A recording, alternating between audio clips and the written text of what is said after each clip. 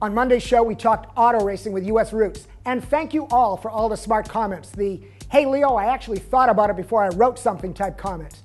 Versus just keyboarding all NASCAR and all America sucks.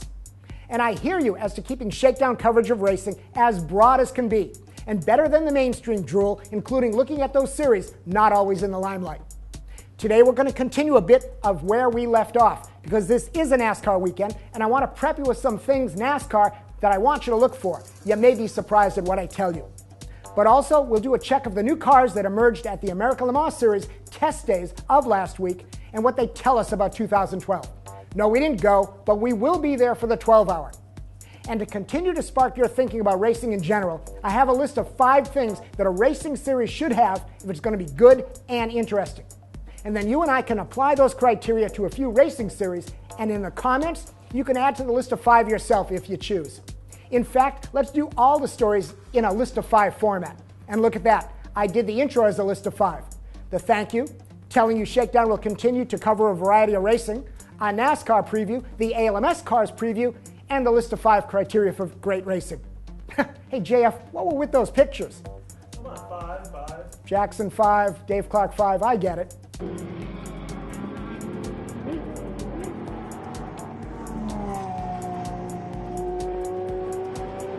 Going to start with NASCAR. Get your hands off the mouse and don't click away. I'm staying on NASCAR to give you 5 things to watch for, because as a racing fan, you really need to watch the Daytona 500. It's iconic and worthy of your time as such.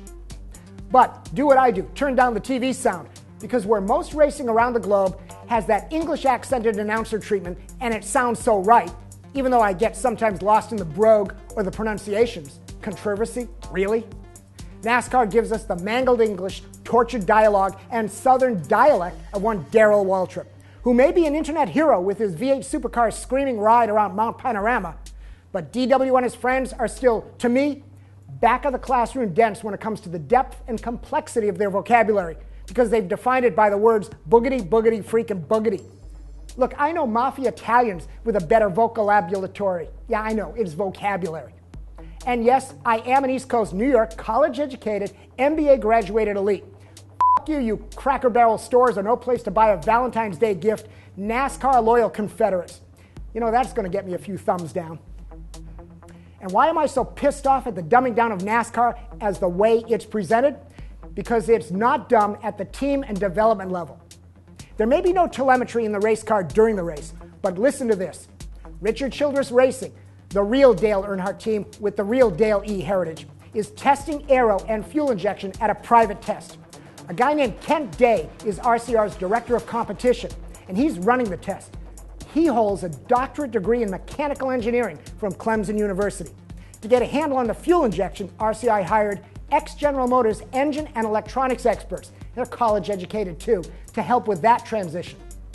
At the test, they'll guide the engine tuners and the drivers to disseminate all the data as it comes from the McLaren electronic control units. Nobody's reading spark plugs anymore, Darrell. It's computer readouts. NASCAR will allow the teams to use the race weekend data to dial in their cars for power and fuel economy, but no data and no changes during the race. So teams are testing, and RCR is not the only one, trying to dissect a driver's braking and acceleration around the track for maximum performance and, by extension, engine tuning, the same way it's rumored that Vettel and Renault worked to get in sync. And the same level of science is all afoot for aero and chassis in NASCAR. Plus, Ganassi has that mile-long wind tunnel carved into the Laurel Hills Mountain. Well, he bought an unused highway tunnel from the state of Pennsylvania, doing all that aero work. Point is, NASCAR is math, science, and technology. I'm just getting you ready for the better cars in 2013. Read the RCR article I've posted in the description. Okay, the top 5 things to look for at Daytona, starting with the Saturday night Bud Shootout, Sunday qualifying, the Thursday qualifying races, and then finally the Daytona 500. Number 1, how will pack drafting work versus the 2-car buddy system of last year? NASCAR changed the radiator rules to stop the nose-to-tail stuff by getting the cars to overheat easier. They tweaked the rear spoiler to make the cars more nervous. They're going over 200 miles an hour in the draft. Number 2, who will figure out fuel injection first? And will the race be a power struggle or a fuel economy derby? Either way, it's hard to bet against engine guy Jack Roush and his Fords. Sorry, Hendrick engines. but prove me wrong. Number 3, will the Bush brothers behave or deepen their legacy as great talent attached to huge assholes? Kyle has worse anger management troubles than Chris Brown when he hits stuff. And Kurt managed to get himself fired from a Plum Penske ride for being a dick. I met Rutledge Wood after he shot that Jalopnik TV interview, and we decided we really need to blame the Bush parents for raising such unfettered jerks. Number 4, Danica. Let me put it this way. I know everyone and everything that has any power to help her race good is being brought to bear to make this marketing experience work for NASCAR. But if I get any inkling that this process is not fair, all bets are off. Like if she gets the pole position. Don't do the joke, guys. But if she does, I will never believe anything about NASCAR ever again, and I'll make sure you don't either. Number 5, the racing itself. Daytona used to be a handling track because of the bumps. Then they paved it, and last year it was an aero track. Now with the rules tweaks, what will it be? I'm going to take a risk here and say it's going to be a combination, but with the radiator rules, it'll be a last lap slingshot race. You're going to have to stay in clean air, and therefore there's going to be passing that'll continue through the entire race. And I hope a last lap, last run. Okay, the 2012 ALMS cars. 5 things to watch for. Number 1, the new Porsche GT3 RSR. New aero, wider track, larger front wheels.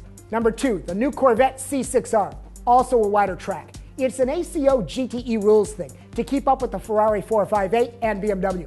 Front canards get some front downforce going, and new engine tweaks to fix the power and mileage issues. By the way, did you see the leaked Infiniti mid-engine car? I bet this is the new Red Bull influenced car, and it's got to be on a GT grid somewhere in the world. ALMS would be nice.